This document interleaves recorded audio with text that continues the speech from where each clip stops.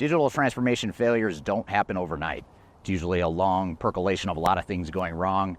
Much like a canary in a coal mine, there's ways that you can identify and mitigate those risks along the way, and that's what I want to talk about here today.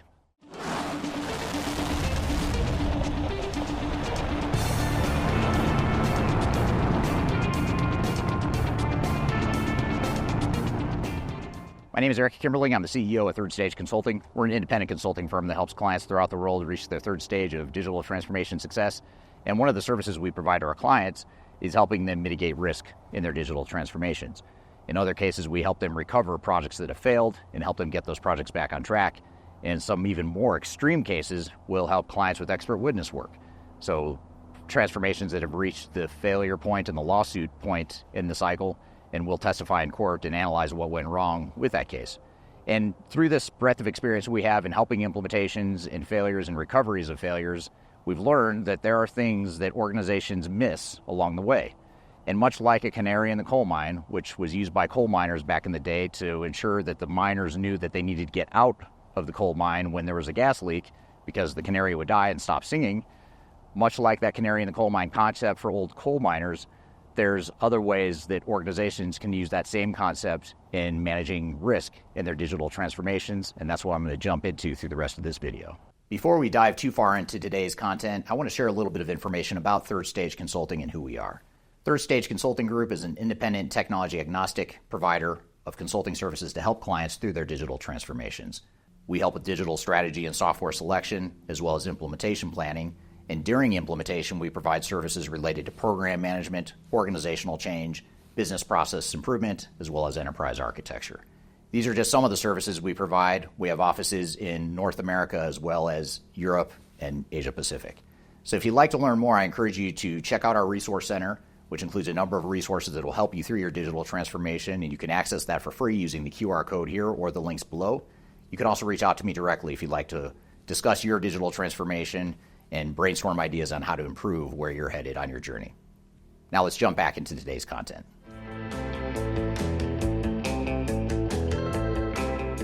So when there's a gas leak in a coal mine, it doesn't immediately kill everyone that's in the coal mine. That's why coal miners used to have the canary that would be singing all along until the canary dies. When the canary dies, that's when they knew there's a gas leak and there's a risk that they might be in trouble, so they would get out of the coal mine.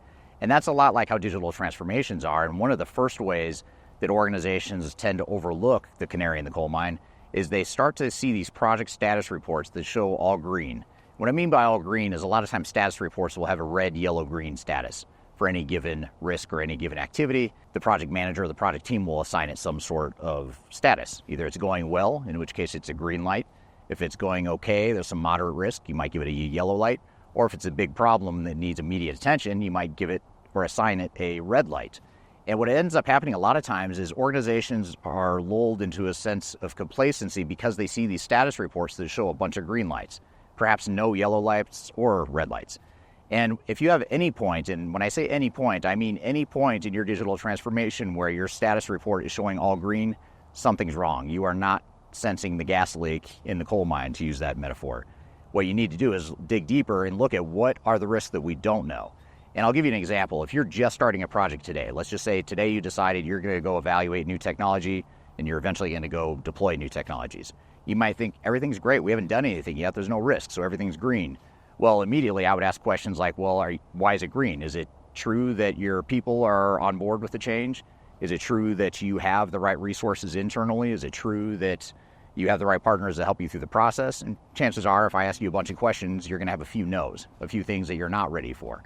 And those are the things you want to start identifying right away and say, at the very least, that might be yellow. It's not green, it's yellow. It's not a crisis yet because you're early in the project, but it's worth noting that that is a risk and we need to start thinking about that risk. Another great example is data. Is our data clean and ready to go? If not, then it's not green. So there's a lot of different dimensions that you want to measure your project in, but at no point in the project should you see all green statuses with the project. And if you do, something's wrong. And this is especially true if you've hired a system integrator to help you manage the project, because they typically are trying to protect themselves and make themselves look good. So they're going to tend to inflate or be overly optimistic in how they portray the status of the project. So it's really important that you dig deep and be realistic about what your risks really are.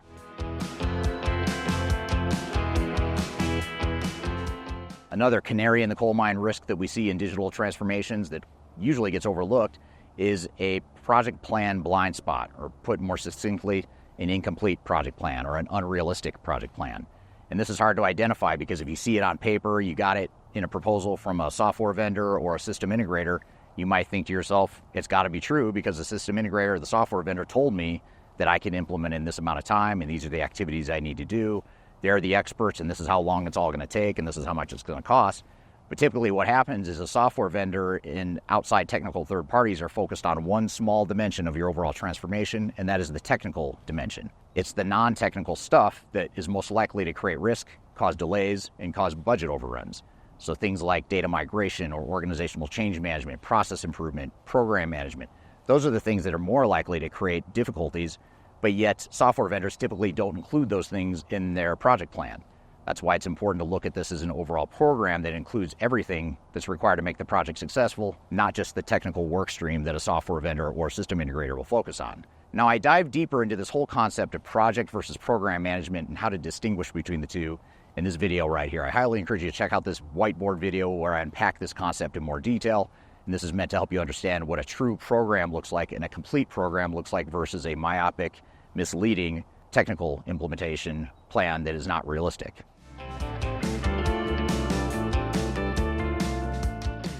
Another red flag or warning sign or canary in the coal mine indicator that you need to watch for in your digital transformation is not having transparency into what your system integrator or your technical implementer is doing. In other words, if you can't really define or describe what it is each of the resources on the technical work stream are doing from your outside third parties, chances are pretty high there's a risk there and there's something you don't know and something you're not managing well. If you don't understand what they're doing, you don't have visibility into it, it's nearly impossible for you to manage the scope and the time and the budget of what those resources are doing. And it's also, even worse, going to make it to where you're helplessly dependent on that software vendor, those technical implementers, to do the work for you, and it's going to be a lot harder to get rid of them when the time comes to get rid of your outside consultants. And then finally, the other reason why this is such an important thing is because in order for your digital transformation to succeed and not fail, is you need to have your internal resources that have ownership of the project. Doesn't mean they need to do every single thing within the project. It doesn't mean they can't rely on outside resources to bring expertise they don't have, but they should be rolling up their sleeves and digging in to what the system integrator is doing and what the technical resources are doing outside the company to ensure that they can take that knowledge base and build that knowledge base in-house so that, again, you can not only sustain that knowledge base longer term after the consultants are gone, but also so you can have ownership of the project and be in control of the project as you go through it. Another canary in the coal mine warning sign that you should watch for in your digital transformation is if you have project resource gaps for your internal team. In other words, if you have blank spaces on your org chart without people assigned to the internal project team where they should be assigned, that's a problem. That means that you are not taking control and ownership of the project, and it means you're becoming too dependent on your outside consultants, and it means you're probably going to spend way too much time and money on your implementation, and it therefore is at risk. So you want to make sure that before you get going with your system integrator, before they bring the army of consultants on board to start building stuff, you want to make sure you've got your team staffed and do that first. Get your team on board, get all of those names filled in the org chart, and if there's any spot on the org chart that is only filled by an outside party that is not one of your employees, I would challenge that org chart and say you need to change that org chart to ensure at the very least you have a peer that's internal within your organization working alongside an outside consultant or the technical expert that's working on that potential part of the project. So it's not only the blank spaces on the org chart that maybe the system integrator or the software vendor has told you need for your project. You also have to look at that project org chart and say, is this the right org chart for us? And do we have enough ownership and enough resources to support the project going forward? And that's something that will ensure that you're mitigating against many of the risks that we see. And again, this is one of those risks that isn't going to cause failure overnight, but if you don't fix this pretty quickly in the project, it's going to create problems that don't really become clear until later on when the project fails.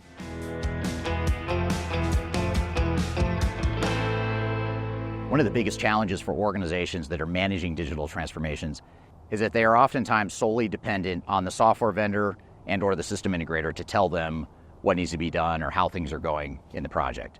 And typically, those software vendors and system integrators are focused on building and deploying technology. What you as an organization are typically focused on is improving your business. Those are two very different things that don't necessarily go hand in hand. You can deploy great new technology that's perfectly, beautifully built and it's bug-free. It does everything that it should do, but it delivers absolutely no business value to your organization. That happens a lot more than you might think. The reason being is that it's different to build and deploy technology than it is to transform your business. And so in order to transform your business, you need to not only be looking at and assessing what's going on with the technical work stream, but you have to be assessing constantly along the way, what are the other things that are going on in the project, and what are the potential risks as it relates to process improvement and change management and the overall program management, architecture, integration, data migration, all these different things that typically the system integrator or the vendor is not going to do for you. You need to make sure it's being addressed. So rather than having the fox guard the hen house, which is the case with most system integrators, they're sort of grading their own homework and telling you whether or not the project's going well. You need to make sure that you are using some sort of outside independent advisor that is not tied to the software vendor and has no skin in the game to sell you more software or to deploy software prematurely too fast. Instead, you want someone that's only there to represent you, only makes money from you, and is not making money from the software vendor. Companies like mine, Third Stage Consulting, and others in the industry that are truly independent and are not getting commissioned or being pressured by software vendors to sell more software and to deploy it faster, those are the resources you need, because their only job is to ensure that you are successful and that you truly transform your business rather than just deploying technology that potentially becomes shelfware. So I hope this has provided you some good advice and guidance on how to avoid some of these canary in the coal mine risks that we commonly see with digital transformations. I encourage you to learn more by reading our book called Lessons from 1,000 ERP Implementations. It's a book that you can download for free on our website. You can scan the QR code right here or go to the links below. It'll give you 20 different best practices and lessons from having helped over 1,000 different organizations throughout the world with their digital transformation journeys. So I hope you found this information useful and hope you have a great day.